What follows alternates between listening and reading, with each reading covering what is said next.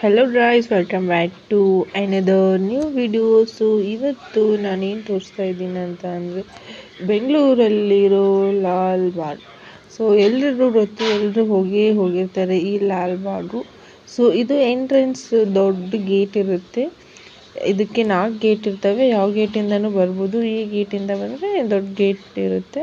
So ಅಲ್ಲಿಂದ start ಹೂಗಳು ಮತ್ತು ಎಲ್ಲ ಕೂಡ ಎಷ್ಟು ಚೆನ್ನಾಗಿದೆ ಅಂದರೆ ತುಂಬ ಒಂದು 50-100 ವರ್ಷದ ಹಿಂದಿನ ಗಿಡ ಕೂಡ ಇಲ್ಲಿ ಎಷ್ಟು ಚೆನ್ನಾಗಿ ಮೇಂಟೆನೆನ್ಸ್ ಮಾಡಿದ್ದಾರೆ.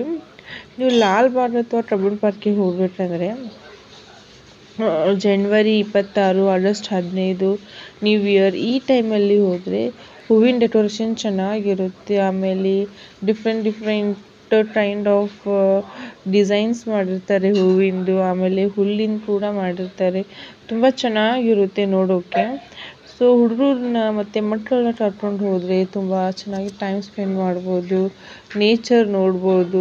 ಗ್ರೀನ್ ಫುಲ್ ಎಲ್ಲ ಕಡೆ ಗ್ರೀನ್ ಇರುತ್ತೆ, ತುಂಬ ಚೆನ್ನಾಗಿರುತ್ತೆ ನೋಡೋಕ್ಕೆ. ಇಲ್ಲಿ ಎಷ್ಟೊಂದು ವೆರೈಟೀಸ್ ಆಫ್ ಹೂಗಳಿರುತ್ತೆ, ಅದು ಕೂಡ ನೋಡ್ಬೋದು.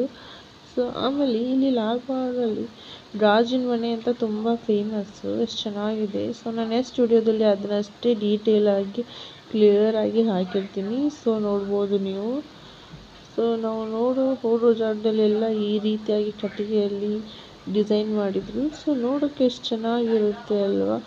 ಒಂದು 500 ವರ್ಷದ್ದು ಆಮೇಲೆ 200 ವರ್ಷದ್ದು ಕೂಡ ಗಿಡಗಳಿವೆ. ಅದನ್ನು ನೋಡಿ ನಮಗೆ ತುಂಬ ಆಶ್ಚರ್ಯ ಆಯಿತು. ಫುಲ್ ಆಲ್ಮೋಸ್ಟ್ ತುಂಬಿಟ್ಟಿದ್ದಾವೆ ಅದೇ ಥರ ಗಿಡಗಳೆಲ್ಲ. ಸೊ ನೋಡ್ಬೋದು ನೀವು.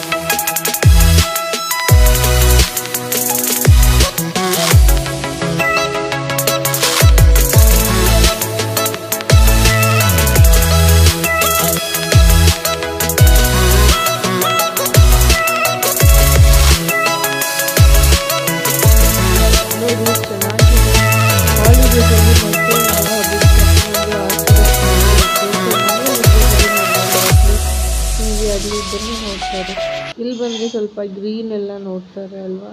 ಸೊ ಈ ವಿಡಿಯೋ ನಿಮಗೆ ಇಷ್ಟ ಆಗಿದೆ ಅಂತ ಅನ್ಕೋತೀನಿ. ನೆಕ್ಸ್ಟ್ ವಿಡಿಯೋದಲ್ಲಿ ನಾನು ಡೀಟೇಲಾಗಿ ಗಾಜಿನ ಮನೆ ಮಾಡ್ತೀನಿ, ತಪ್ಪದೆ ನೋಡಿ. ಥ್ಯಾಂಕ್ಸ್.